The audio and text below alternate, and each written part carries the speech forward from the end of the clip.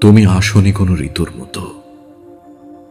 তুমি এসেছ প্রলয়ের পূর্ব মুহূর্তে, যেখানে সমস্ত সৃষ্টি থমকে দাঁড়ায় আর ধ্বংস থেকে জন্ম নেয় নতুন এক নক্ষত্র।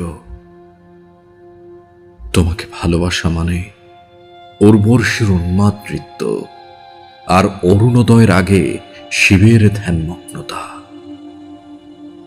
আমি একসাথে চলছি আর নিঃশেষ হচ্ছি তোমার নামের মন্ত্র পাথরে।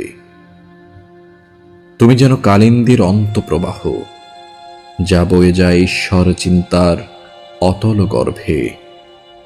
তোমার চোখে আমি দেখেছি অথর্ববেদের অপার ধ্রুপদ, আর হৃদয়ে শুনেছি অন্ধকারের ভেতরেও প্রজ্বলিত এক ব্রহ্মানন্দ। তোমার চুল ছুঁয়ে গেলে মনে হয় মহাভারতের দ্রৌপদীর আগুন, যে একবার জ্বললে রাজবাড়ি ভস্ম হয়। আর তোমার মৌনতায় বাজে জেতিষ্কদের নীরব আহ্বান। তুমি কোনো নারী নও, কেবল তুমি এক মিথাকাল অন্বেষা, যার চরণ রেখায় লেখা থাকে শতাব্দীর তৃষ্ণা, পাণ্ডুলিপির বিষাদ আর প্রণয়ের মহাজ্যোতি বিজ্ঞান।